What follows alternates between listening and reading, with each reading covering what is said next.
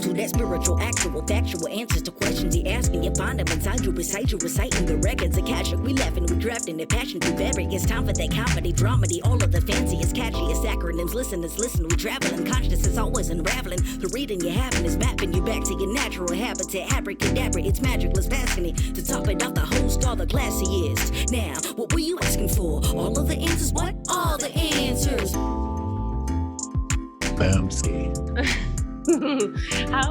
I mean, like, is there a more douchey thing to say? Boomski. Welcome to the show. We're going to talk about football. Boomski. Speaking of that, I've been watching Succession. Are you into this show yet? Nope. Oh my God. It's all about douchebags who run a business in New York. They're like Uber. They should just call it Douchebags. It's a great name for it. D-Bags, the show. Yeah, it's you might like it actually, because I think I have a theory. I haven't researched this yet, but my theory is that the show is based on some specific Shakespearean play.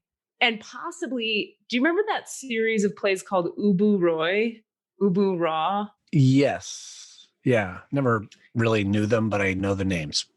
Yeah, I don't know it that well either, but they're all just like pieces about, wealthy families, royalty. The dad is the king and the prince and the son, and everybody's trying to overthrow everybody. And it's like every Shakespeare play, but it's set in modern Wall Street-ish business landscape. And so you get a lot of like, dude, let's like take over dad's seat on the board. What do you think? Fuck you, bro. Like that kind of language.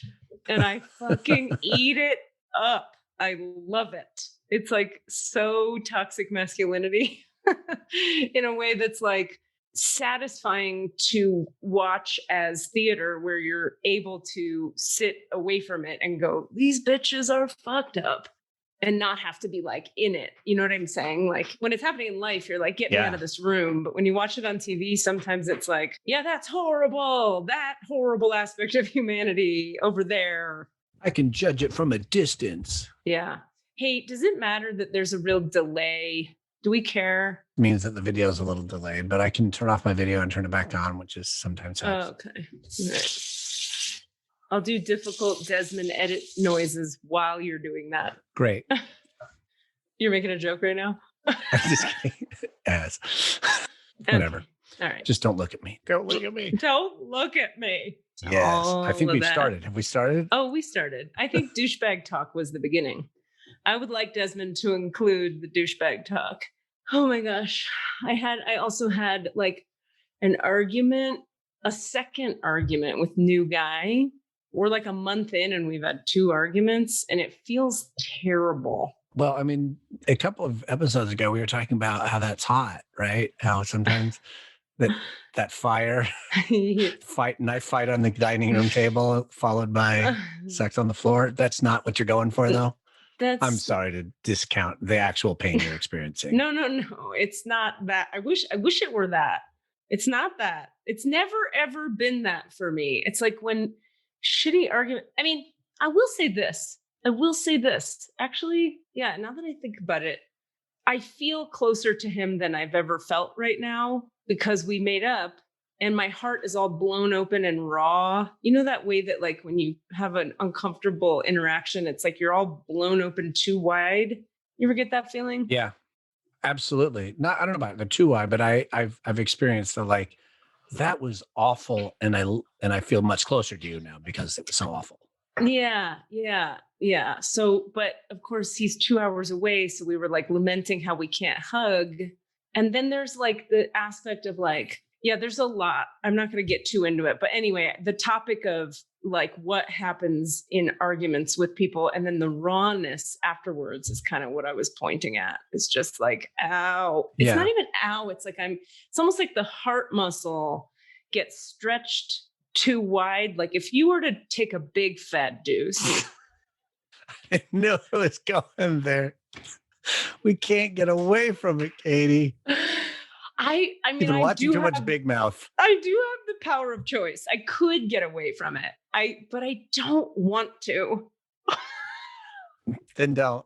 I think we might be weeding out some listeners. Like at some point, they'd be like 4 weeks now, just deuce talk. But you know what? If you don't want to listen to that, then you don't want to listen to me, frankly. Listen, that's if this is wrong, I don't want to be right. Exactly. I mean, do you remember when I first came to you with what the podcast was going to be? I was like, it's going to be very Katie Rubin. It's going to be poop and, woo woo and, God and piss or whatever. Yeah. That's what it is. Heart and fart. Heart and fart, bro. We should have called it Heart and Fart.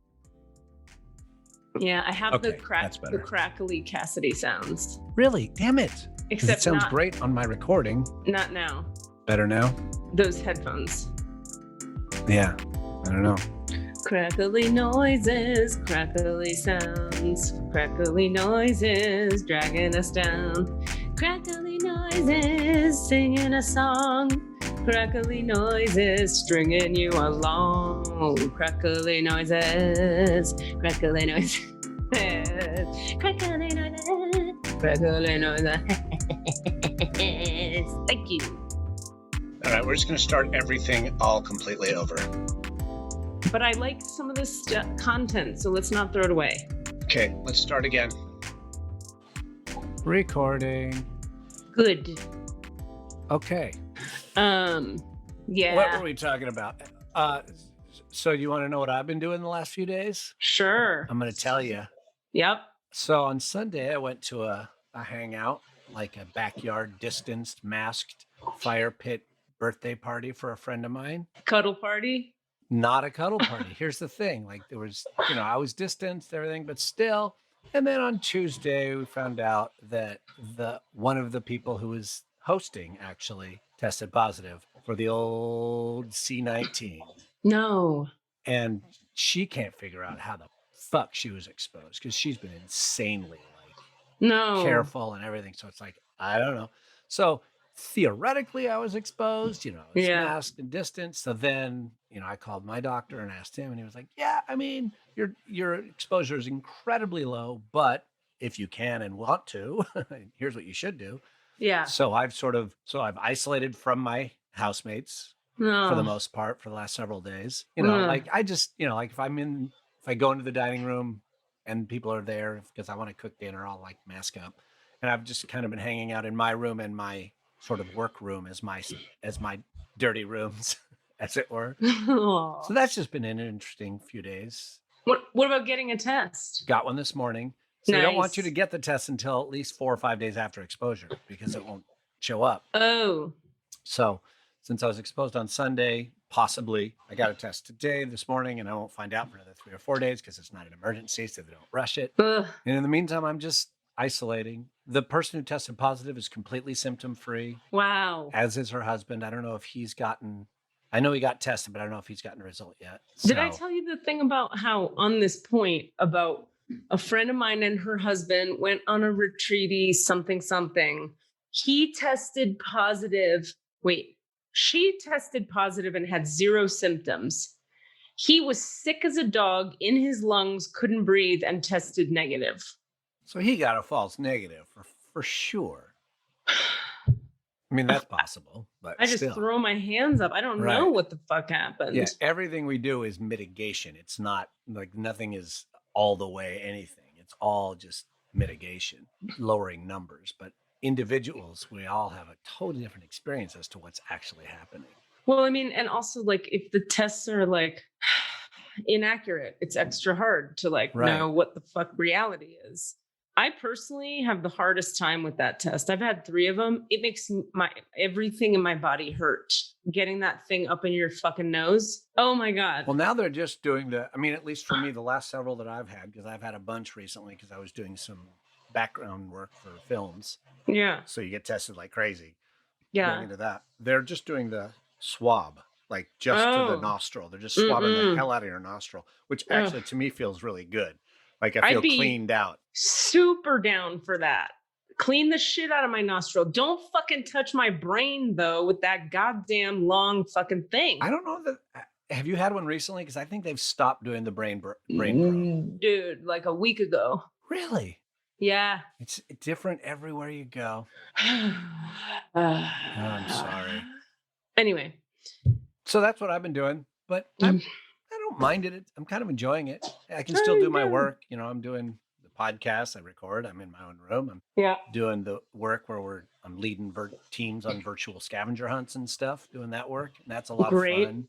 That's great. That's just from my computer. So yeah, it's not a huge imposition. It just screws up my meals, you know? Yeah.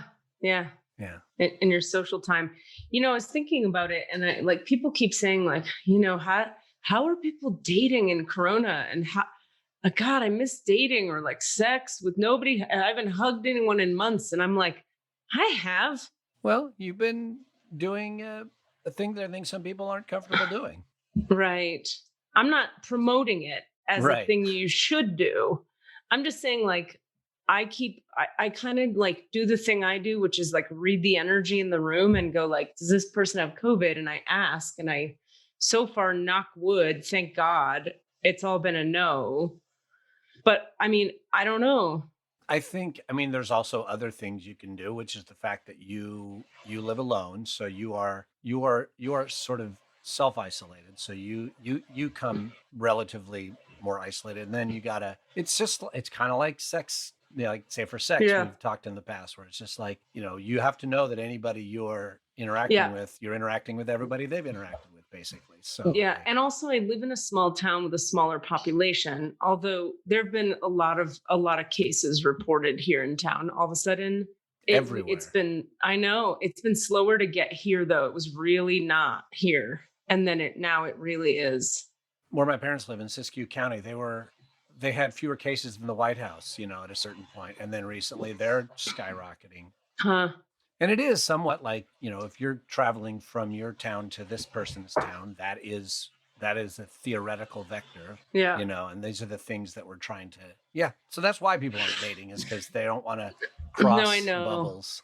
No, I know why they're not. I'm just sort of acknowledging, like, I don't relate when people say COVID and we don't hug anyone and people. I'm like, I'm getting down. I'm getting down, you know, but like, I'm not like saying that to everyone. Not me. I'm getting late. You know, I'm just here with you. You're not I'm going like, to sex parties. Or maybe you are. Anymore. No, I'm not. Which brings me to, if anybody's interested, and this is useful for folks, there's a really great podcast called Bill Gates and Rashida Jones Ask the Big Questions. And it's Bill Gates and Rashida Jones literally talking about the biggest questions that exist. And each episode is like, there was a whole COVID episode that was really helpful because they had Fauci on and interviewed him. And between Gates and Fauci, they're the most informed individuals that exist. And it actually was really helpful and informative for me. And then another episode I heard was about, have we fucked the planet actually, so much so that we're totally fucked? And the answer I'm halfway, no. Well, I'm halfway through that episode, so I don't have an answer for people, but there's such good technical information from these guys that it's been cool to listen. And as I was talking about in therapy today, I was talking about how I have this experience where I'm like, when science people are naming the real world realities from measurements and numbers and science about, yes, we have fucked the planet, and yes, we have to do these 10 things to get it better. This is really happening. It's so deeply healing and validating for me, because I get this kind of information through my expanded energy field and the consciousness of God. But that's not always the easiest thing for my ego in my waking life to trust. So it's nice to have it validated from that other direction. Yeah. You know what I mean? Yeah. So that's been interesting and positive. That's good. Yeah. And then the other thing I wanted to talk about today, just briefly before we bring your friend on here, that is fully unrelated to anything we've said. Yeah. Terrible segue. Is I was telling you guys off mic that I listened back to a couple episodes recently, kind of accidentally. I was in my car and my phone just I was on a podcast, probably Armchair Expert, and it finished and it clipped me over to our podcast. And I was like, if I were coaching me on how to fucking be a podcast host, I have some notes and I am attempting to take them right now. my main note was like, calm the fuck down, A, and B, like, if you ask someone a question, let them answer it before you're like, yeah. So me, other words I have to, yeah. It's like, no, that person is talking now, Katie. And I'm like, I'm so enthusiastic and excited to like engage and connect and share. Me too. And here's a thought I have, that it's like, it's too much. Yeah. It's too fucking much. So it was good. It was a good lesson. On that same topic, for me, the struggle is, and I just did it literally. This is funny. So the struggle is, oh, good, I have a thought on that. I'm listening, but I'm not really listening because I have this thought that wants to come out. Yeah. So I did that with that thought just now. I thought, I want to share that thing about that thought that you don't. Oh, wait, I should listen to what's happening while I'm holding on to that thought. Yeah. Oof. Yeah. Yeah. It's a topic that's been coming up in my dating life too, with my new friend, man, of like, it's very interesting. Sometimes I'll be like, did you hear the words I just said? Because he's not looking at me and he's now talking about another thing immediately after I've said words. Yeah. And so I'll be like, did you hear? And he'll repeat them back verbatim, and then he thinks that means it's all good. But to me, I didn't feel heard because he wasn't looking at me and he didn't respond to what I said. Now he's talking about the fucking weather after I just said like, something about Cheetos. And I'm like, and he's like, no, I heard you. And then he repeats it back. And I'm like, cool. But we're still not having a back and forth where I feel connected to you. So it doesn't matter that you robotically memorize the words I said. That doesn't help my heart. Anyway, so like just listening is the topic. Active listening, right? Yeah. But in that, there's also the awareness that, people definitely have different understandings within their own deep heart of what that means. Like, I definitely know, like, I've had to learn, like, oh, that does mean you were listening.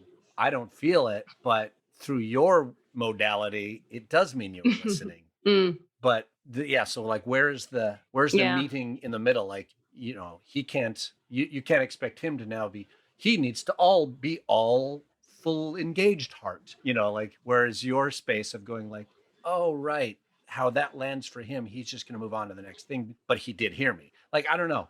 I struggle with this, like, which communication mode is more right. Well, what if it's not about, to me, where I land with it is it's not about what's right. It's about what works for you. Right. Like with me, that does not work. Like in a relationship, it doesn't work. I can't roll with that. Yeah. But if we're just buddies, I could roll with it fine. Yeah. Like, cause I'm like, there he goes being his weird self, and I'll bring it up and he'll tell me and it's fine. But in a deep, like romantic, for me, it's like the romantic thing is so spiritual. It has such a spiritual, like the hearts really merge and there's this energetic merging that happens and sex brings the DNA together. There's all kinds of spiritual shit that goes on when you like get down with someone. And so it's like, it matters more in that arena to me. The partner thing to me, it's like, this is my life partner. And when I'm dating, it's like, this is potentially my life partner. Right. So like, it doesn't work for me in a life partner thing to feel unheard. And I also hold it in my heart. Like, I'm not mad. I don't blame him. I don't think like he should be some other way because he's wrong. It's more like, I love you and that doesn't work for me. So like, either I need you to shift or we're not good. And that's not a threat. That's just like, it's okay if we're not good for each other. And from his point of view, like, does it work for him that you need that, or that he needs a different mode? Right. Exactly. I don't know. And that's why. Yeah. And I made it very binary, which is right or wrong. Yeah. Yeah. And I think, we all do that, right? It's just that what I really know in the spiritual heart is, that nobody's ever right or wrong. It's like, different people have different needs and we're all coming from different places. And unless you're in court defending Trump, I'm just saying, then you're right. Then there is right or wrong. Perfect. I heard a therapist say it this way once. I just want to not forget this thought, which was, she said, you're not looking for someone with no baggage. You're looking for someone whose baggage matches yours. I believe that's a quote from the musical Rent. Stop it. It is. No. I'm looking for someone whose baggage goes with mine. I think that's a therapeutic idea that Rent took. Yeah, of course. It's good language. But yeah, I mean, the longer I'm alive and the more confidence I've built in my own, like, I'm actually okay. I'm like good with who I am. I mean, I have bouts of insecurity and I get, I'm a human, but I don't have like this inner something is horribly wrong with me anymore, to the point where I'm like, since I don't have that now, when these things come up, I feel weirdly clear about what I need and what works and doesn't work. And nobody is wrong. Right. Yeah. And that gets you out of the need to, like, quote, repair things that aren't, sometimes we're like, okay, how much can I change and how much can they change to find a place to be together? There's minor shifts that can occur and understandings that can, but if we get caught in the place of like, okay, everything has to change in order for this to work, well, then this doesn't work. That's right. Or if like 2/3 of I don't know, I'm just at a place where I'm like, there's not a lot. I'm willing to soften what is in the moment, but I trust myself now. So it's sort of like, I'm not changing for anybody. Yeah. You're going to dig this whole weird package, or you're not, and you're not wrong if you don't. Yeah. The wrong if you don't part is that's where it doesn't sound like I ain't changing for nobody. Forget you all, which is a little bit like putting up a wall. Defensive. That would be defensive. Yeah. Do you want to bring your friend up? Yep. I'm just sending them a message. Okay. Cool. So meanwhile, my dog is licking the counter, and I don't know why. Active counter were you licking. sitting on that counter earlier? Is that Katie butthole that you're licking? Was it my butthole? No, not butthole. Not Katie. She's like, no, it's just crackers. You guys are gross. Why would you say that? Here comes Natalie J. Greene coming in hot. Coming in hot. Natalie Greene. Oh, hi. Hey. There she is. Hey, Natalie Greene, how are you? Well, I'm okay. I'm excited to be here. Well, welcome. Your hair looks fucking great. Oh, I took a shower for y'all today. It's Nice. a special thing. Smell love doesn't it. come across. So, we appreciate you. Thanks. Are you standing up? Yeah.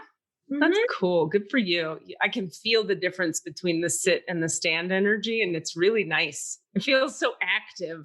I bought a standing desk for a few different reasons, but I really like it. Oh, cool. What were your I reasons? live for my standing desk, by the Yeah. way, with you. What were your reasons? I'm super curious. I mean, I'd say the top two reasons are that I've been having some pain when I sit down. And that was the big one. That's an easy one. But then the other is because I teach and I like the energy of I've never taught sitting down in all the years leading up to quarantine. Yeah, So it didn't make sense to teach sitting down now. that makes sense. Rock on. I love that. Yes. Yeah. Stay All right. alive. Stay So alive Natalie away. Greene, Mugwumping, what is it? Mugwumping is an interdisciplinary performance ensemble. We're often thought of as theater people, or we make theater, but we come from many different backgrounds. So we're taken to calling ourselves scenographers, which is a European term for people who make interesting scenes and doesn't sort of prioritize actor or director or designer. It's like we're all scenographers because we're making choices about what happens on a stage. Oh, wow. And that's it's so cool. non-hierarchical in a way, I guess. And so is all the work you're making fully collaborative and democratically built? Usually, yes. We're on a break. We're on hiatus now Yeah. with many theater companies. Yeah. But usually it is whoever's involved in the project. The way the project develops could be initiated by anybody. So it could be the lighting designer says, I think that we should use this text, or the choreographer says, can we please have this kind of sound, or, this cross collaborative thing that's not saying, hey, you go get over in your box over there and be quiet and don't chime in about this. It's very collaborative. So that is fan-effing-tastic. And you guys are based in the Bay Area, right? We are. How did I live in the Bay Area for 50 years and never once see anything you did? How? I don't know, because I think that you probably know a lot of Mugwumping artists. I mean, it's definitely on me, by the way. That is not an indictment of your marketing or of your team. That is, I'm certain, me isolating at home going like, there's nothing to do. And there is. Well, in fact, Rami, one of your favorite people, has been in several Mugwumping shows. Oh, cool! I did not know that. Yeah. I didn't know that. How very cool. I don't know Do if you they guys were considered a corollary company member or not, but they were in a lot of shows. I think we wanted Rami to be a company member, and Rami was like, I'm traveling the world and I'm on TV and rocking all of the wonderful stuff that they rock.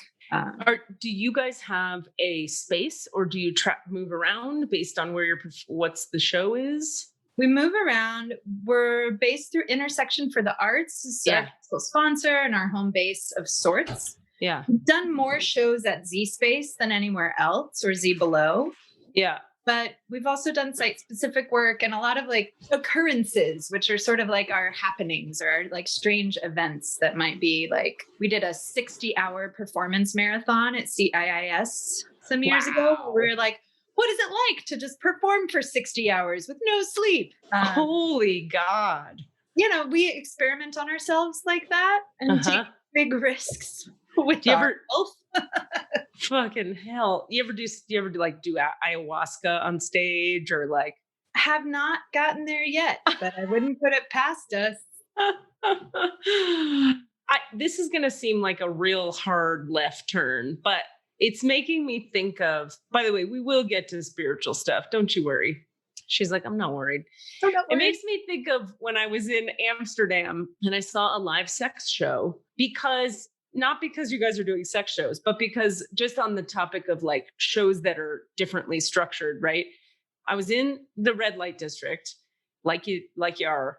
And this is how the show I saw went. Two humans were on a bed that was on a circular table on a stage, and the table rotated the whole time. So as they were having sex, you got to see it from all the angles. But here's what was most interesting to me. And I was in Amsterdam at the time.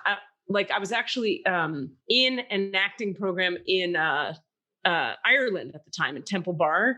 And I took time off and flew to Amsterdam. And so I go see this sex show, because you got to fucking see a sex show if you're in Amsterdam. Come on. Mm-hmm. So here's what was most interesting to me. I wish this were a visual show, because I want to show the audience what it was like, because trying to articulate it isn't going to give you the flavor of it.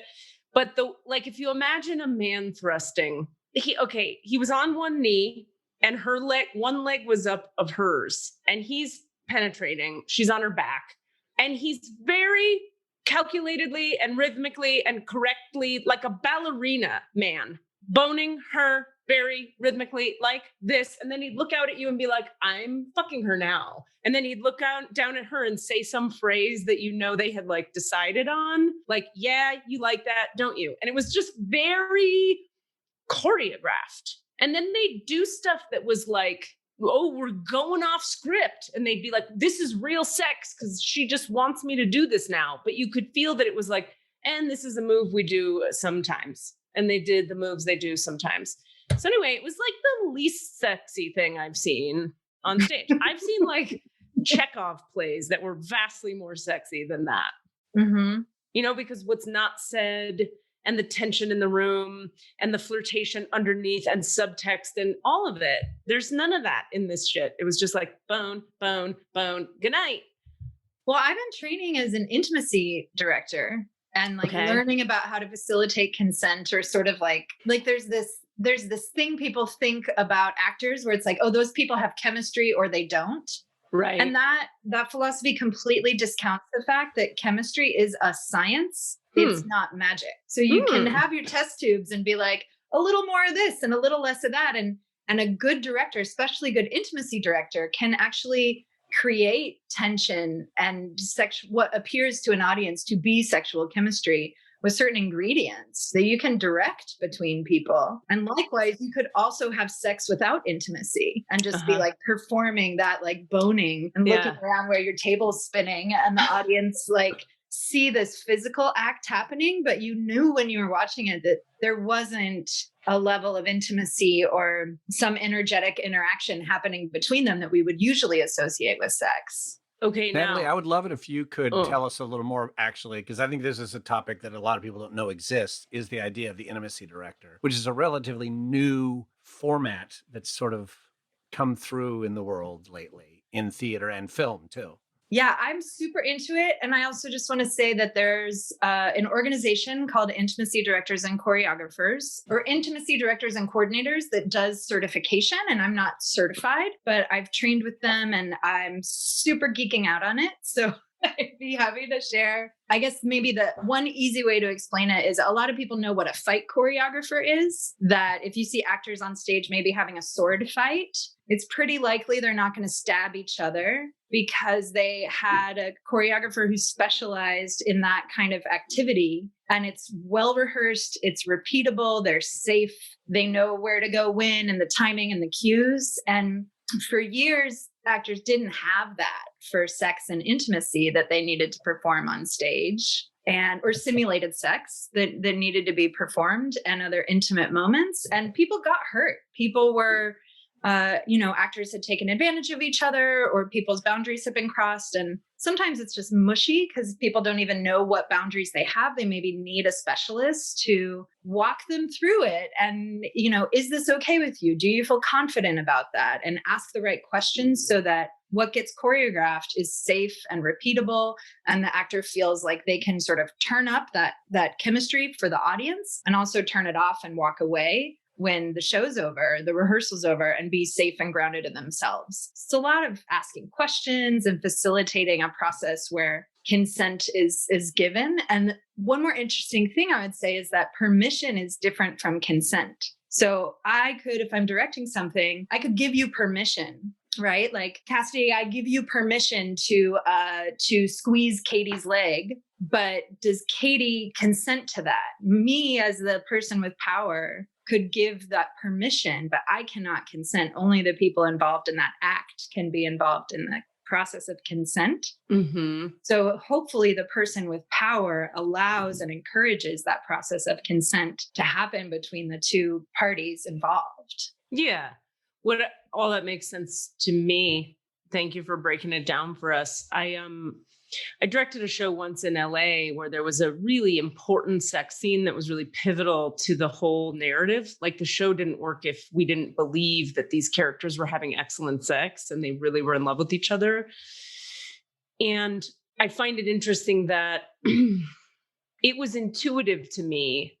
Everything you just said, this was like 15 years ago. It was intuitive to me to create that space, to have those conversations, to make sure but the reason is not, I'm not like just tooting my own horn here. It's because I had been through so much of my own trauma healing and my own therapy work and my own individuation work that I knew what I would need. And so I applied what I would want to the other people in the room and facilitated them getting to each have a voice every moment. And I also knew that it needed to be very detailedly choreographed, because, like you just said, if it's not, nobody feels safe. Tonight, what's he going to do? Is his penis going to rub up against my leg this time, but it didn't last time? What does that mean? How do I feel in the middle of the show? And you're in the middle of a show in front of people. So the choreographed element is so important too. And what I'm trying to articulate about that is simply that it's like when people haven't maybe been through so much training on their own process, they need someone who has in the room. And there's so many people in theater who, I'm going to make a bold statement, do theater because they need trauma healing and because they need, they need some fucking work, but they ain't yet done they work yet. So they need someone in the room who's like, done the work. Let's be careful. I'm going to hold space carefully. Anyways, so thank you for studying it. And yeah.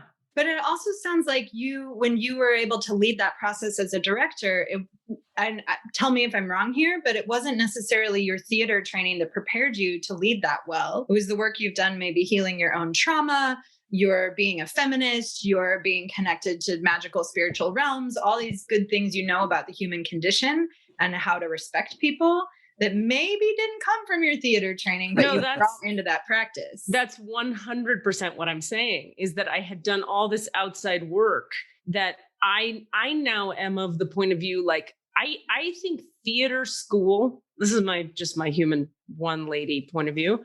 I think when we go to theater school at this point, there needs to be integrated into that. You need to be in therapy and you need to be learning about boundaries, consent, speaking up for yourself, saying no, asking questions, having a voice in the room, empowerment, making space for other people. There's so much people need to know about dealing with each other. That needs to be, how that's not integrated into theater training. I can't with that.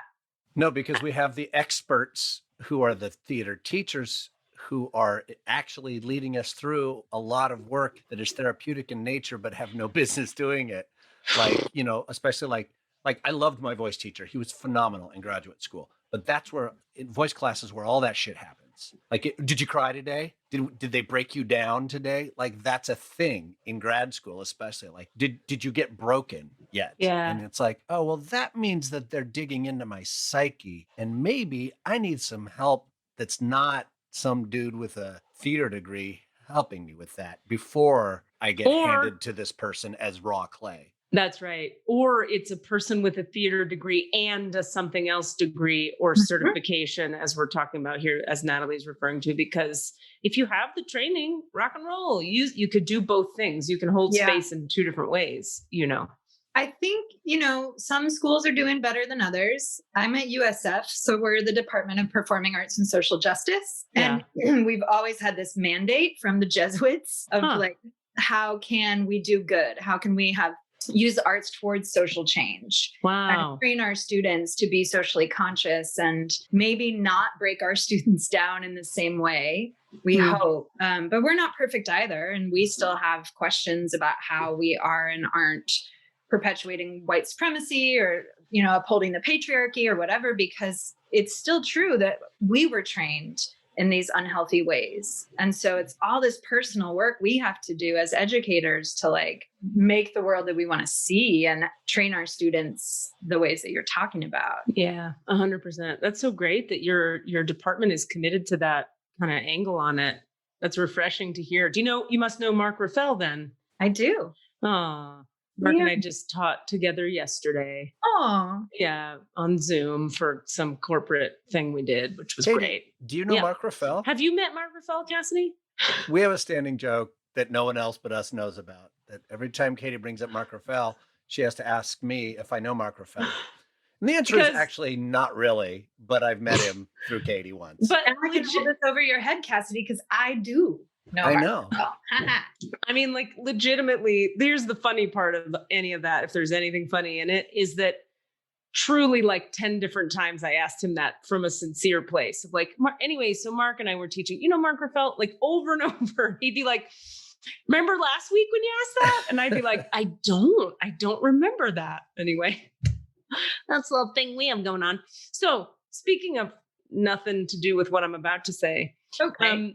I assume Cassidy told you a tiny bit about what we do on this podcast. Yes. And so I'd love to ask, and this is a question I love to throw to kind of all of our guests.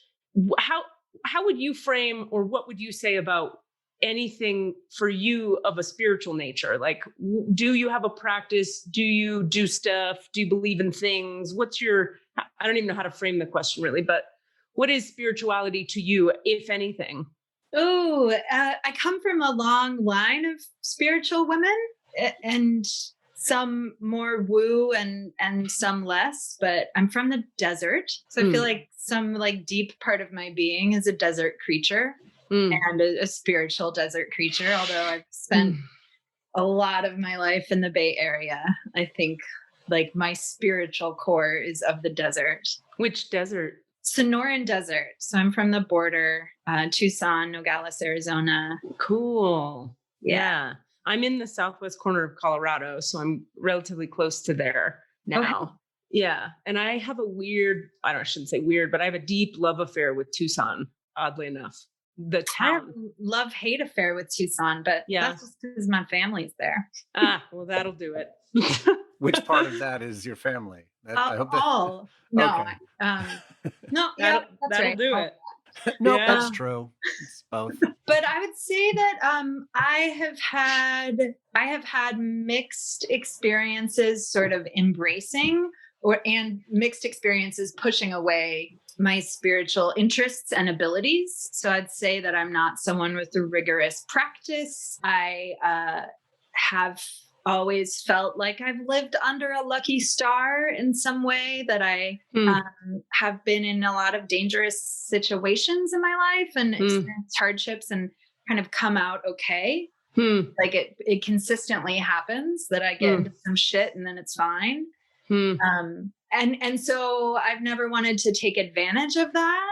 And also I want to investigate, like, really tuning into my intuition and listening deeply. I'm really trying to, particularly in a time in my life where I'm experiencing chronic pain. And so like the intersection of spirituality and chronic pain has been interesting for me. And I don't know. Yeah. I mean, I can answer more questions, but I'm feeling like I'm rambling now. So. Oh no, I'm tracking you. I'm tracking you for whatever that's worth. You know, my experience working with a lot of recovery people and a lot of, just working as a healer for 20 years, most people come to deep spiritual connection through pain.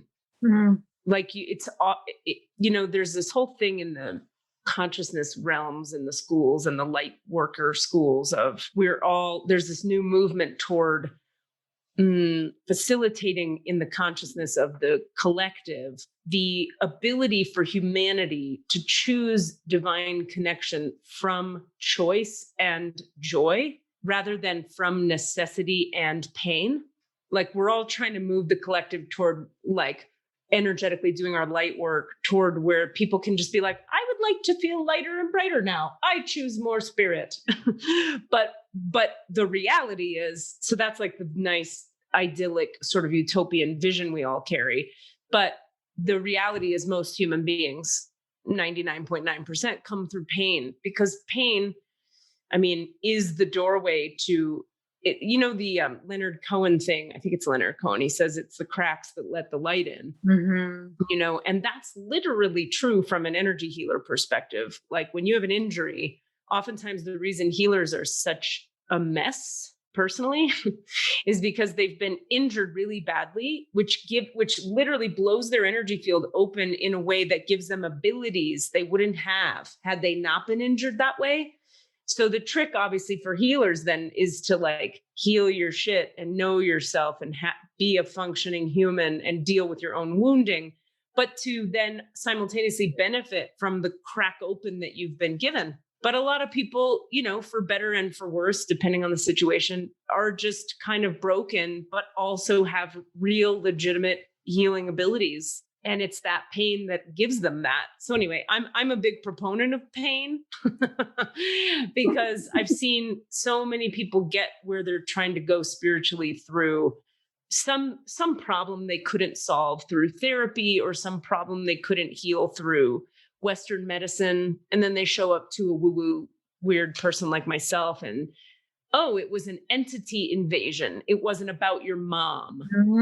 Or, oh, it was a past life energy that we truly had to clear. It wasn't about like, how were you raised or what was it like in your house as a kid?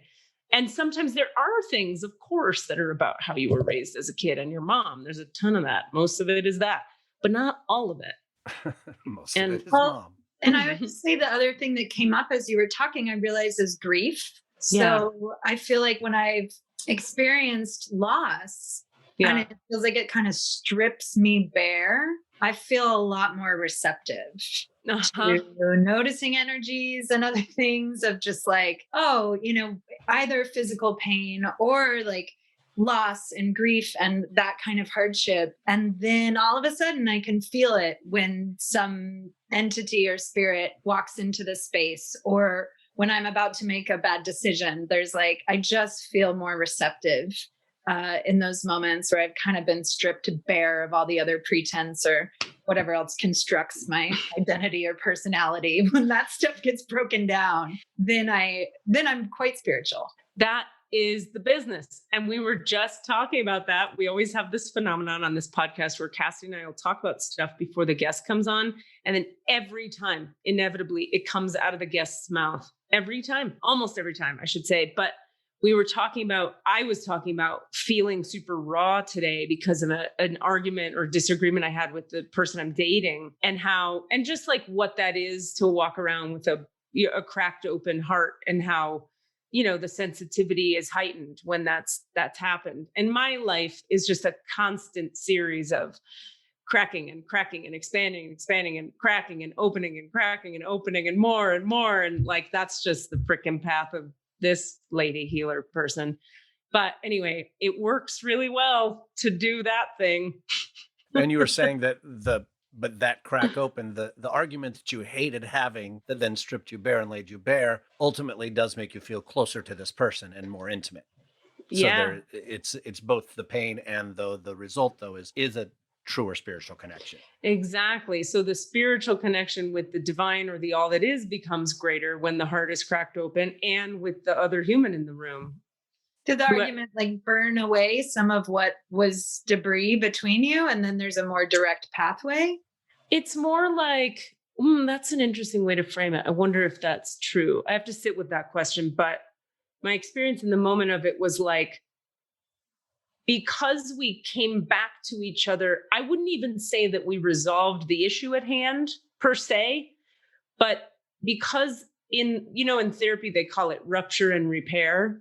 Yeah. So in an argument, therapeutically, the term would be like you have the fight and it ruptures something between you. And then the way you repair it is just as important as anything else in the dynamic. So we had, to be specific, we had like this uncomfortable conversation late at night on the phone. We were too tired and we shouldn't have been trying to talk about what we were talking about. And then it was like heated, and then he sort of hung up and it was awful. And we both didn't sleep well. And then at 8 a.m. he called me and was just like, I am so sorry. I am so sorry. And then I was like, it's okay. Me too. And our hearts opened back to each other and we repaired it really nicely in that moment of like, I got your back. You're good. We had a moment. Let's pretend you're here and we're hugging. We're good. Hug, hug, hug. Let's see each other Tuesday and we'll do a lot of hugging and we'll not talk about this right now. And this can, so the repair was so nice that the rupture like blows the heart open so I can receive more of him. And then the repair allows that receiving to feel safe, I guess is how I would frame what happened. But that blowing open, I think, okay, so we also have another kind of longish standing joke on the podcast about like makeup sex and how I'm always cranky because I've never had any. I don't fight in the way that leads to makeup sex. And I'm always jealous of people that are like having it because they say it's so good, except that I think I lately have experienced it. With this person where it's like, there's such a sensitivity between our hearts because we just went where we went in that argument and then repaired it. And the lovemaking is part of the repair, that there's a deeper connection at the heart level because of the rupture. Okay, 2 thoughts. It reminds me of that Japanese art form where you fill in the cracks with gold. Right. And something breaks and it becomes way more beautiful. Duh. Yes. But then also I was listening. So I have to admit, I didn't listen to the podcast until like yesterday. And then I just started binge listening. All right. So just this morning, I was listening to a previous episode of this podcast talking about makeup sex. And what I was thinking was, I don't fight with partners often either. I'm also sort of conflict avoidant. but I don't think that you have to fight to have that kind of No. fiery transformative sex. Like you could also Of course. just have the makeup sex without the conflict. Of course. But how do you 100%. generate that fire? Just generate fire. I don't know. I did date a Brazilian jiu-jitsu instructor over the summer. And it was always very much fire and wrestling, and like we had a big, like we cared about each other, one, which wasn't true, had a big fight, two, also never happened, and then got to it and it was like rawr. But we just didn't need those first two things. It was just like rawr all the time, and then that got old. But yeah, don't you think that speaks to the organic chemistry between two people? Mm-hmm. Like, in other words, I'm not hearing you say everyone I've dated is that way. You're saying me and this dude had that dynamic. And I just find that endlessly fascinating how you put any two humans in the bedroom and it's a whole different thing because of the different dynamism between those individuals. But then my question for you is that because of things that might have happened between them in past lives or other like karmic buildup? Okay, so great question. The answer is it could be any number of things. And we would have to look individually case by case to respond. Like there's no general answer, but I will say, here are some examples of the stuff it can be. Past lives, your stuff, his stuff, your past lives, his past lives, your past lives together, his karma, your karma together, your childhood trauma, his childhood trauma, your trauma together. Like there's so many little. Then you add this whole other element that I'm obsessed with that Cassidy gets to hear me talk about a lot, which is this system called human design. I don't know if you're familiar with it, but human design, it teaches that when you start to get familiar with your own human design chart, it's sort of like a very specific, very elaborate astrology meets the I Ching meets the auric field meets a whole other dimension of shit all in one place. And what they teach is that you have these centers in your body, and off the centers are what's called gates and channels. So and there's like 8 centers and like 30 gates and channels, and some are open and some are closed and some are hanging and some are complete. And what happens theoretically, according to human design, is when you and your auric field meet another human mammal in their auric field, your gates and channels just do what they do together. In other words, nobody's wrong and nobody's right. It's just when those two chemistries enter each other's field, in the same way that we were talking about chemistry before, if you put, I don't know, fucking oil into vinegar, they behave the way oil and vinegar behave. You got to shake them up or they stay separate, right? Similarly, when Cassidy and I come into each other's field, we're like buddies who do dick jokes and spiritual talk. That's what we do because that's what we are.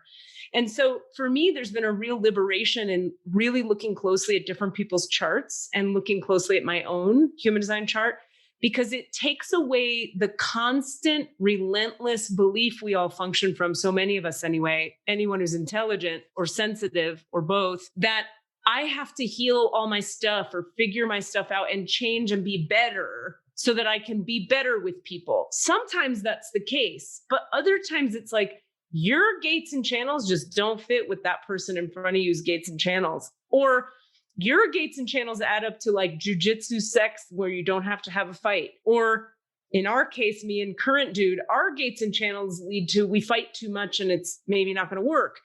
Whatever. And so it takes all this like self-hate and self-criticism off the table.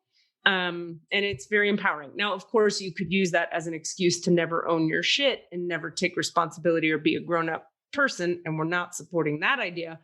We're saying not that. We're saying that there are things that are just you and that there are things that are just him. And when those two chemicals come together, certain shit just occurs. It makes a lot of sense. Yeah, it's pretty interesting. It starts to make a lot more sense when you look at your own chart. And then you look at, there's this, this is for the listener too. There's this website called mybodygraph.com. And what you can do on mybodygraph.com for free is you can put your birth date and the person, your friend, your mom, your uncle, who you're dating's birth date, and it'll show you a combo chart, and it'll talk to you very specifically about what happens when these two systems come together. And holy fuck balls, is it specific and clear and helpful and illuminating. And I'll tell you, I'm pretty shameless about being like, date number 3. I'm like, cool. What's your birthday? Because I'm gonna look at your human design chart for shit. I just want to return to the moment when you were describing, and you said your uncle who you're dating, and I just wanted to check your math on that one. That is not what I said. That is what you heard. Well, that is literally what you said, although there was an implied comma between them. Oh, God. So, yeah. Understood. All. Well, let's emphasize the comma. Have you ever seen that t-shirt that says, let's eat, comma, grandma?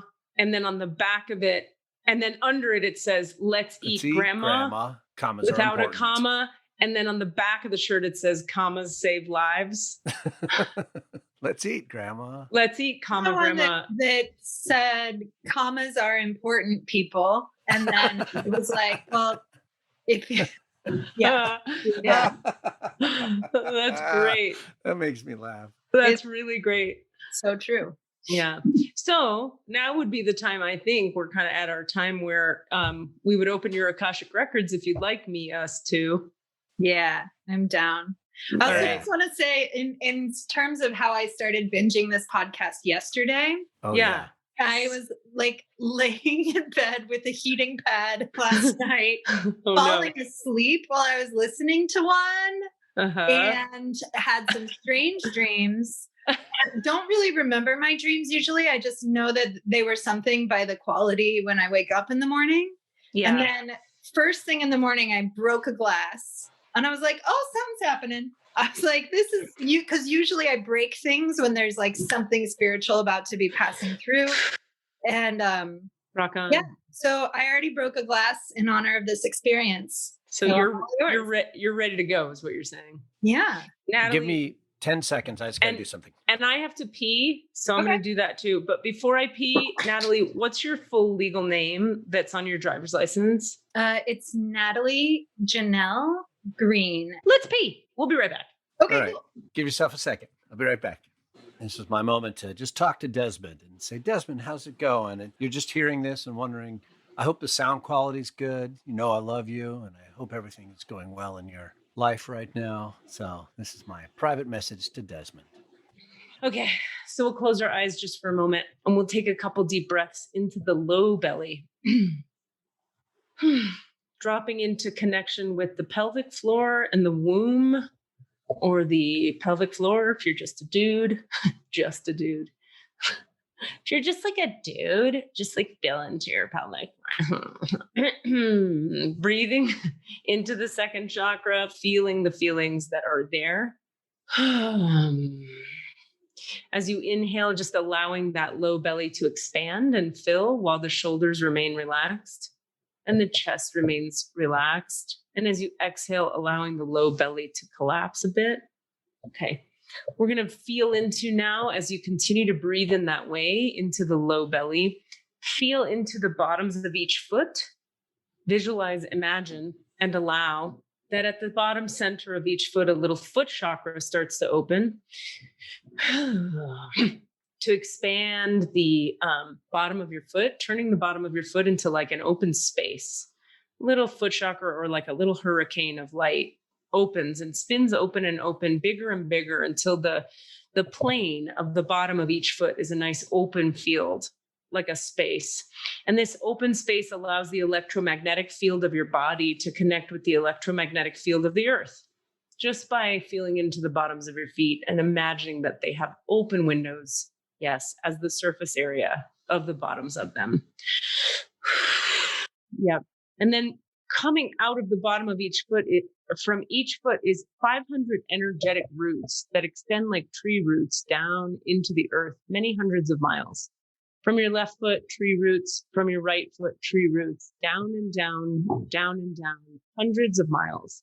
Shooting down and out, forward and back in every direction. And just, we're going to have the intention that those energetic roots that you're extending now, that you're seeing in your mind's eye really happen, that they drop into the part of the earth that your soul connects best with, that your soul and your body and your nervous system are fed by.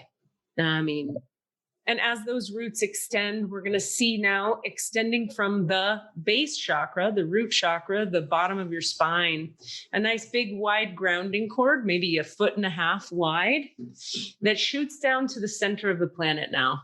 Boom, like a tunnel or a tube or a root. Big wide grounding cord shooting to the center of the earth. Excellent. And it's an open, porous, receptive grounding cord. And as it hits the center of the earth immediately generously contributes divine light up through the cord into your root chakra, sending that light forward into each hip socket, down through each glute, down through each quad and hamstring, flowing into the knees and the calves and the shins, the ankles, the feet, and the roots we extended, such that the roots you extended into the earth are now receiving divine light from her. So you're giving to her and she's giving to you, and thus a tripod grounding structure is created.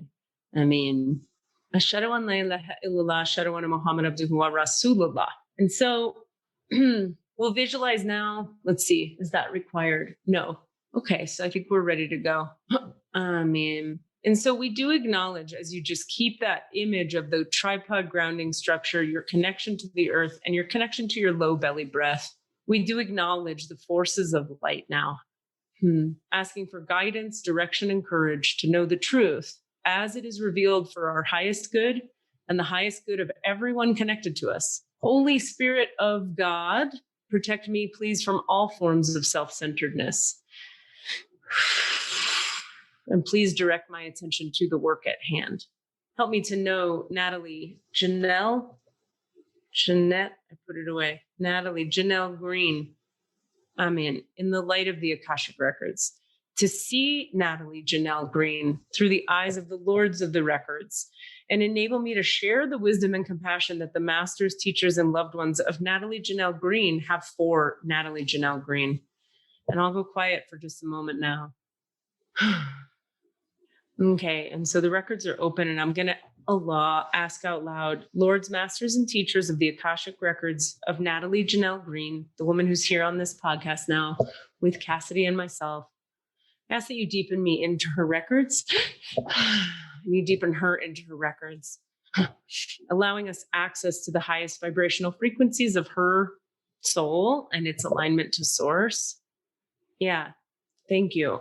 And just giving me deep and profound access to the highest levels and all the levels of her Akashic Records, that I may be of maximum service to her now, and that I may hear as clearly and receive information as clearly and directly as I can. And so we're asking now too for facilitation and clearing of anything in the way in Natalie's field and in my field of my receiving guidance for her that serves her highest good.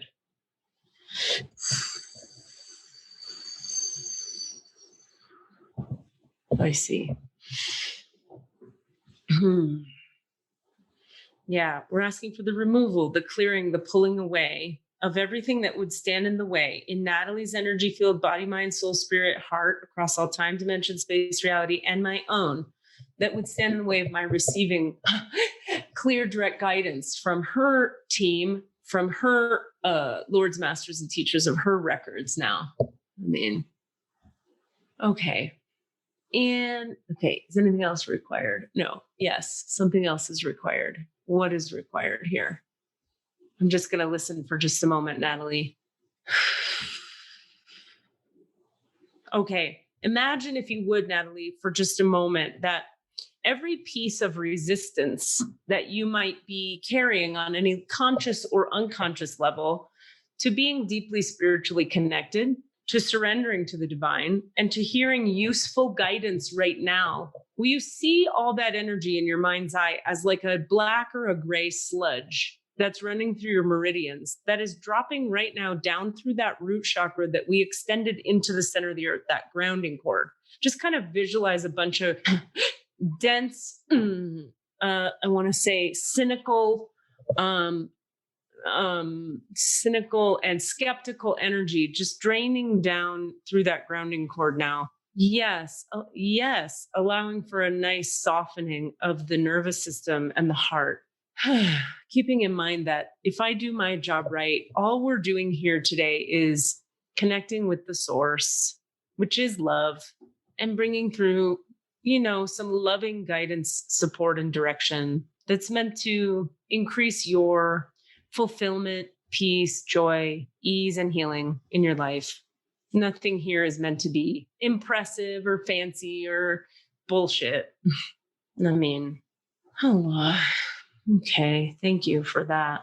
Okay. Lords, Masters, and Teachers of Records of Natalie. Allahu Akbar. Anything else required before we take questions? No. Okay. Okay. All right. So I have some just awareness of some stuff, and I'm just going to let that continue to sift through and see how it relates to whatever you'd like to know. It's all good, happy stuff. It's just information they're giving me. But they'd like us to start with what questions, if any, do you have, Natalie, that you'd like to put forth to the record keepers?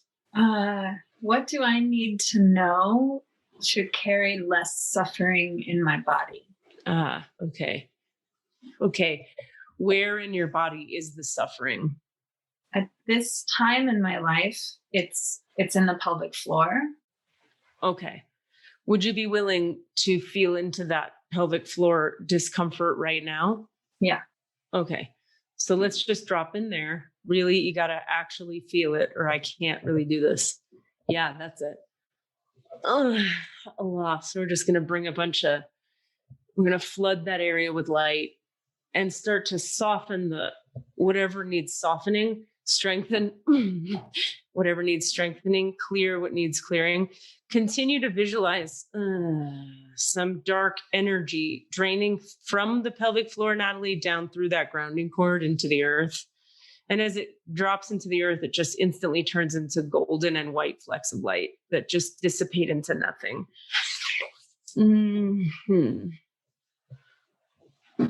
Yeah, and just continuing to feel into whatever's happening in the pelvic floor and track along with it as it moves and changes. Find if and when anything changes, stay with the pieces that remain tight or painful.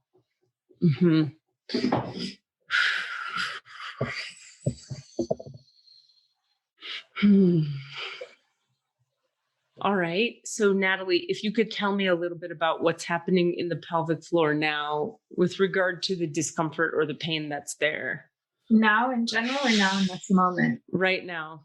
When I try to tap into it, I am able to feel a release through that grounding cord. Yeah. It's almost like it just fills back up again. And Okay. I'll release and I can visualize like the tar seeping down into the earth, and I'm letting go of something. And then by the time I tune back in, it's like filled back up. Okay. So stay with the part that's filled back up, like feel into the middle of the thickest part of the filling. Yeah. And let it be really thick and gross and terrible, or whatever it is, let it be that fully.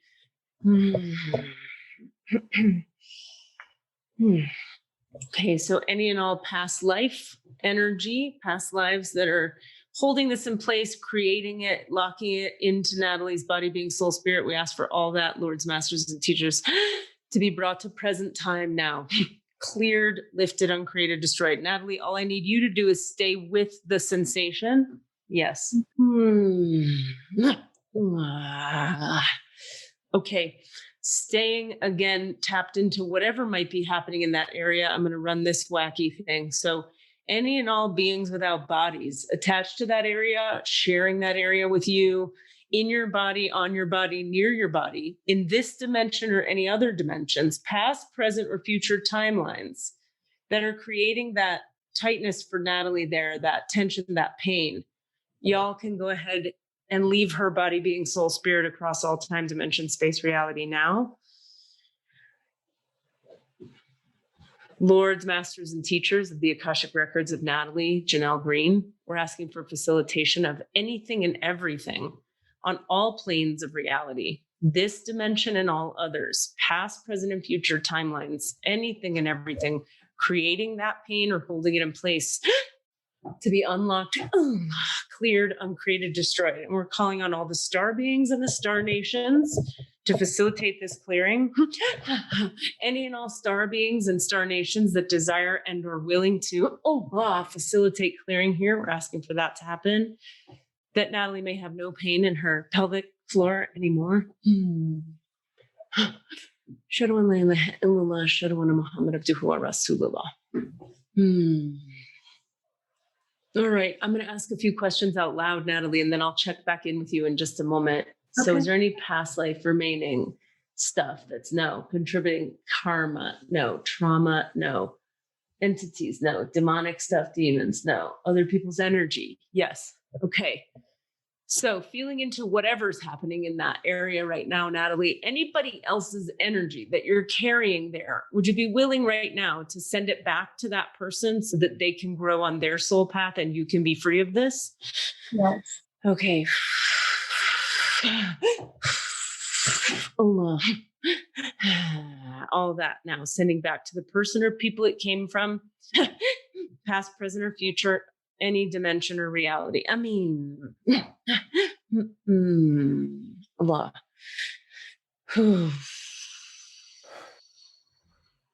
Yeah. Any imprinting, cellular memory, or energies that person or people left in your body. We're asking the divine now, Mother, Father, all that is the creation, the great creatrix, Sophia, Gaia, all the ascended masters that are available, any unemployed angels, all the star beings and star nations to contribute to the dissipation, the clearing, and the release of all of that person's energy and or anything they left behind in Natalie Janelle Greene's body, being, soul, spirit on any level of consciousness now, please. I mean, and just imagine little flakes of darkness rising up through the midline of your body.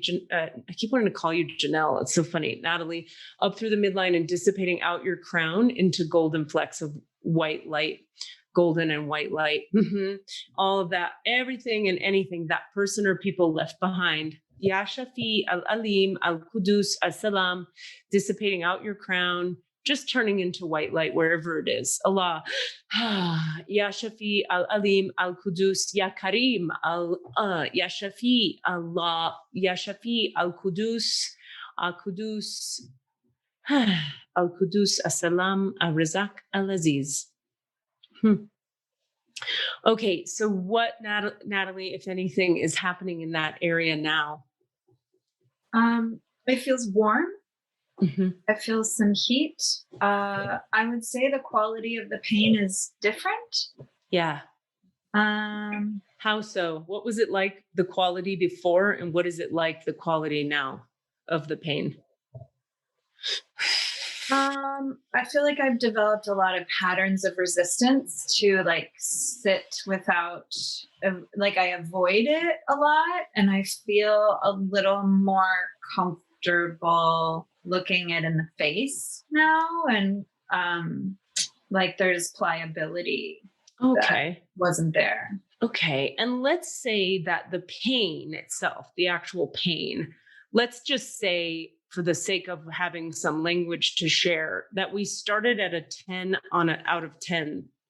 Yeah. What number would you give it now on the 10 out of 10 scale of how much pain there is compared to where we started? It's just interesting because it's sort of conditional on movement and like where my weight is. So when you had asked me to like dial into the pain, I started to shift my body weight backwards to the place where I knew if I sit that way, it's very painful. Right. And I'm doing that right now, and it's less scary. It feels like it's willing to work with me a little more. Would you give it like an 8, 6, 5, 4, 3? What number would you give it? If it was at 10 before, it's like in like the 7 range now. Okay, great. And does it radiate anywhere, or is it in one spot? Interestingly, a few minutes ago, I was feeling a lot up through the torso and the right side of my neck. That there's just maybe some patterns loosening up, and that the right chain that connects down into it. Mm-hmm. I know I have some blockage in the solar plexus, and so feeling more energy moving through there is always a powerful thing for me. Mm-hmm. Cool. So do you know what this pain is from? I've had a series of really bad infections in the area. Okay. And like about 10 years on and off, I'll get a debilitating infection. In the pelvis? Yeah, sometimes in the skin and sometimes under the surface. But the doctors now think that there's muscular holding patterns that are just from how many times I've had these infections. But yeah, there've been also like weird tests where they're like, get another MRI. You know what? You only have one working kidney, but that's probably not related to the pain. You could just ignore one kidney's half the size of the other. And I'm like, what? So there's been a lot of medical stuff in the last months that I haven't put together, honestly. Mm-hmm. Okay.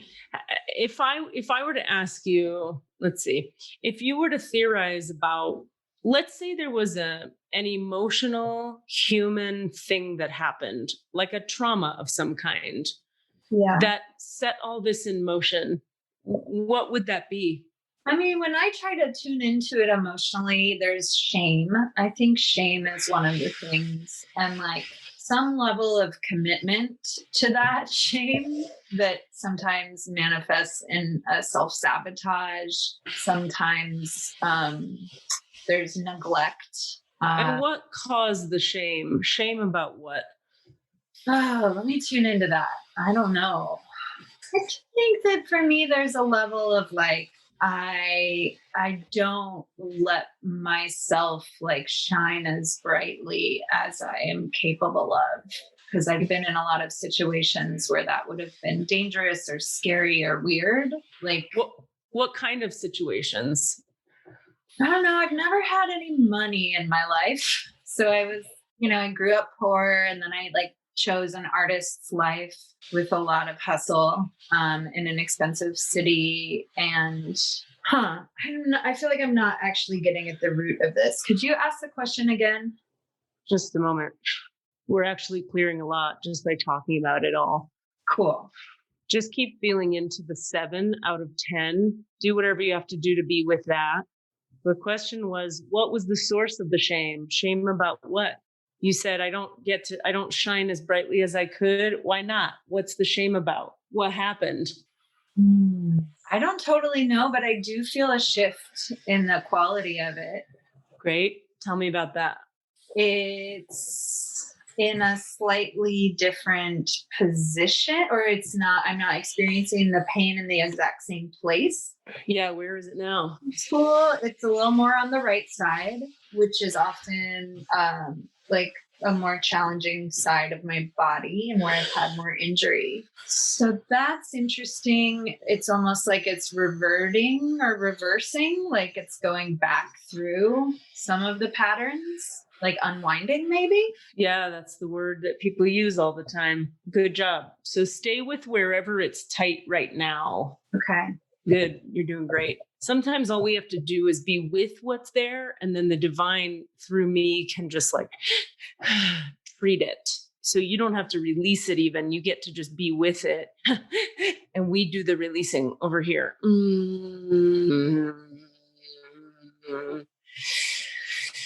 Okay, really good. Okay. So what's happening now? My attention shifted to the kidneys a little bit, because I want to know so much how that issue is related. Yeah. Like why do I have one kidney half the size of the other? Cool. We'll come back to that in just a moment. Tell me about the pain. If there is any, where is it? What is it doing? What number is it? If it was a 7, what is it now? Etc. Anything of that. It's definitely changing. And I am sensing like a 5, and it's there if I look for it. So if I shift my weight and really try to, it doesn't feel as powerful. I could say that. Great. So, okay. All right. So, okay. So Ooh, is it all? I don't know if y'all heard that. Ooh. What was that? My hip just popped. Yeah, that happens for me a lot as well. That's great. Okay, great. Okay. So now Allah. So we're going to look at the kidney now. Which kidney is smaller? Right. Wacky question, but do me a favor. Would you please like feel into your kidney? Yeah.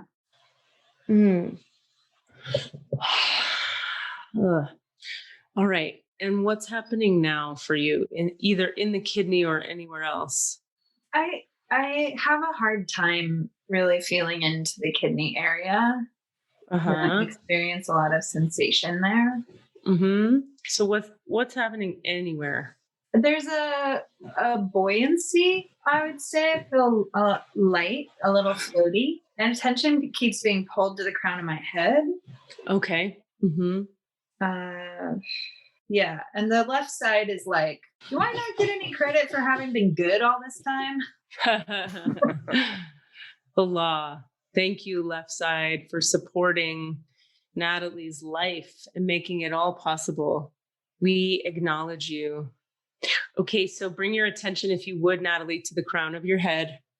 All right, Lords, Masters, and Teachers, we're asking for facilitation with whatever holds that in place. Allah, opening and realigning of the 8th chakra. Allah, for Natalie, and asking 8 to be connected with 7, 6, 5, 4, 3, 2, and 1, allowing for the soul to drop fully into the body in all places and spaces it's been disconnected or lost. Allah. Yeah, that was powerful. Yeah. Allah. And then we're asking for chakras 9 and above to be awakened, to spin correctly, to open, and to align perfectly as they're meant to with 1 through 8, please. Lords, Masters, and Teachers. Of the Natalie here. Allah, everything in the way of the proper spinning, alignment, and functioning of 1 through 8, and then 9 and above. We ask for those, all that to be spun off, cleared, sent to the light, uncreated, destroyed. Particularly with the 3rd chakra now. Ooh. Anything and everything across all time, dimension, space, and reality in chakras 1 through 8, 9, and above for Natalie Janelle Greene, keeping them from all working as a unified, functioning, high-functioning field that is in alignment with and surrendered to her higher self and the divine itself. We're asking for it to be cleared, uncreated, destroyed, opened, felt, integrated, and brought through, and or whatever else is required. Amen. Feel an opening on like the back left side of my head above my ear. And also like a little reluctance, like something is hanging on. Yeah. Where is the energy of that reluctance physically? Where is it? It keeps being drawn to like top left side of head near the ear. Okay, good. Feel right into the middle of that reluctance and just let it be fucking reluctant. Let it really just resist and be like, fuck this, or whatever it's saying. Yeah. Yeah. And if it had a voice, what words would it say? So you want to pay attention now? Good. Yeah. She does want to pay attention now. Allah. There you go. Yeah, that's it.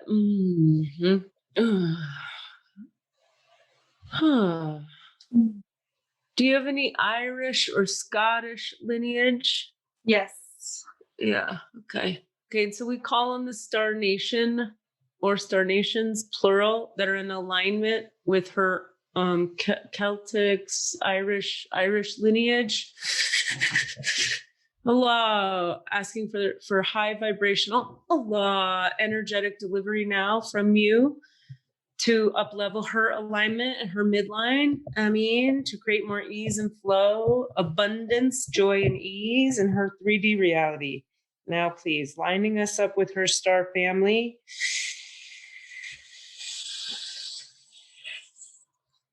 Wow. I'm going to describe a few things in a minute of what's happening here. Ooh, ooh, ooh. Okay. Okay. Okay. So what's happening in your body now, Natalie? Anything at all that you're aware of? I mean, I could say there's a quality of light. Like even when I had my eyes closed, the quality of light changed. When I opened my eyes, the quality of light in my room was very different. Yeah, that makes sense. I'm feeling witnessed. I feel like not by you all or the podcast, but like there's maybe a feminine. That's right. Energy. Okay, now I'm going to tell you a few things. Okay. Fantastic. I'm so glad you're aware of that feminine witnessing. Okay, that's the witnessing of your soul and your essence by the divine as embodied through your star family, which I perceive to be the Arcturians. Give me a moment. As we acknowledge it, they drop in more deeply, contributing. So the Arcturians are a star nation that have the vibrational frequency of love, warm, like they describe it to me like the most luxurious bathrobe you've ever put on, like a chenille bathrobe that's like dense and thick and nurture. It's like fuzzy bunny slipper love running through every cell of your body. Now that we've connected you back to them, they see you. They acknowledge you.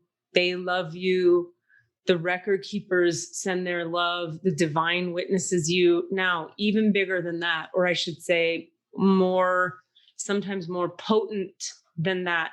There were 3 times in this process for me where we were taken on the soul level to what's called the Kaya Ra is this author and this oracle. She calls herself an oracle and a channel. She channels the energies of the ascended masters, or a bunch of them. She wrote a great book called The Sophia Code, and she's written some other stuff. She has a term that I got aligned with, and an energy called the black womb of no thing. The black womb of no thing. And it's if you imagine the Big Bang, the moment they always talk about, the scientists, like right before the Big Bang exploded into things, there was no thing. There was the black womb of no thing. And sometimes certain energies that are stuck or whatever need to clear in order for the human soul to have peace and ease and spiritual alignment. We must be taken back is the wrong way to say it, but we must be dropped into the vortex, if you will, of the black womb of no thing. So this happened when we were in touch with your 3rd chakra, your heart, and your 3rd eye. The black womb of no thing is like a reset button from the universe, where you get like everything gets erased and reset so that you can just be in alignment and be your true spiritually aligned, spiritually connected self in that place where she shows up. So that you acknowledge the presence and the witnessing of a feminine energy is very relevant, given that we have the Arcturians present, who are a very love, cozy kind of feminine energy. We were taken through the black womb of no thing several times, which is a womb. Okay, so that's inherently feminine, if you will. And the divine is present, Now, when we refer to the womb and the feminine here, we mean to say that which creates, that from which distinct entities are birthed or born. Okay. We're not talking about some gendered identity thing. Okay. So I'm aware of the time. Do either of you need to go right at this second? Not right this second. I got some more minutes. I've got about 10 minutes more. Does that work for you, Yes. Natalie? Yeah. Yep. Okay, great. Okay, great. Cass, if you could give me like when there's 2 minutes left, that'd be great. Okay. Is that okay? Sure. Okay. So Natalie, do you have any kind of wrap-up questions or points of clarification you'd like to touch on? I guess the original question for me, it has a few parts to it, because although, the original question being like, what do I need to know to carry less suffering? Because I can say that the past 6 months that I've had this pain is different, but I can track different times in my life where I've had intense physical or spiritual pain that I just have been carrying a lot. Mm-hmm. Mm-hmm. I always find something to carry that is heavy. And I'm curious if something could be cleared, or if some message can be passed to me to change that pattern. Right. Uh-huh. So Lords, Masters, Teachers of the Records for Natalie, is she like doing something to create this? No. All right. This was another piece they actually were talking about before, but thank you for the question. So they want you to understand something about the fabric of three-dimensional reality. So when you have a physical injury, wherever it is, or whatever caused it, there is always a spiritual corollary. Or you could say there's a spiritual origin point, or you could say a spiritual energetic linchpin, that when we pull the linchpin out, if you will, metaphorically speaking, energetically speaking, the physical injury begins to dissipate and release. So spirit and body, of course, not separate, super connected. Mm-hmm. So this is more about the combination of things that happened in your realities in past lives, Mm-hmm. karma you carried, and things that have happened in this reality that have gotten stored as energies that in your body and soul and spirit that then show up as physical pain. Mm-hmm. So for some people, attempting to treat the physical pain from the physical level will work. For other people, you have to hit it at the spiritual source point or linchpin. You do well with working from the spiritual level. Now, part of what's been making this challenging is, in addition to having had normal human traumas this lifetime and in a couple previous lifetimes. And interestingly, they give me that like, it's not a lot of lifetimes. It's like just a couple. It's very light. Given that, so you've had that, but also your spiritual alignment hasn't been fully possible. You haven't been fully aligned with your own spiritual essence and your sort of lineage, your spiritual lineage alignment. Okay. So you can't treat a physical problem on the spiritual level if you don't have a spiritual alignment that is functioning at its highest capacity. So what you could think of what we did today as something akin to if you have an engine in a car and the chassis is broken and what's that called? What's the thing that breaks all the time? People break their T, it starts with a T. Their transmission doesn't work and there's no oil in the thing that needs oil and the windshield wiper fluid is empty. So the whole engine starts to break, literally physically break apart. But then you get a mechanic in there and they fix the chassis. I don't even know what a fucking chassis is, okay? But they fix the chassis and they put the fucking transmission where it's supposed to go and the oil goes into place and the liquid goes in the thing. And then suddenly the engine is like, oh, I'm an engine. I'm an engine again. And then the car starts to run. That's what we did on the spirit level here, is a certain amount of that for you. Such that the vehicle of your body being soul spirit can ride the highway of life more easily without needing to create or recreate physical injury to teach you that it needs to be treated on the spiritual level, which is meant to teach you that the spirit matters and you need a relationship with it. That sounds true. That feels right. Hallelujah. So the best little homework we could give you would be, please practice connecting to yourself in the spiritual realm and your spiritual self's alignment to something greater than you, whatever that means to you. But it must be like a practice that you show up for, even if it's as simple as stepping into nature, finding your expansive energy field, whatever you like to do. Okay. They're telling me that it would be great for you to work with the vibrational frequencies of the Arcturians. And I can send you a link to a YouTube video that you could play and meditate with and visualize some things with that would do that for you if you like. Yes. Thank you. All right. You got it. Arcturians. Okay. I'm making a note because I'll forget when I come out of the records. Okay. All right. I think we're going to leave it there unless there's any other, and let us conclude by saying, here's the simplest way to frame it. Spend more time in your spiritual alignment, allowing the vibrational essence of the Arcturians to move through your entire body, being, soul, spirit, nervous system, and mental organism. And trust that in so doing, these injuries on the spirit level are eradicated, such that on the 3D level, you don't have to keep experiencing them over and over.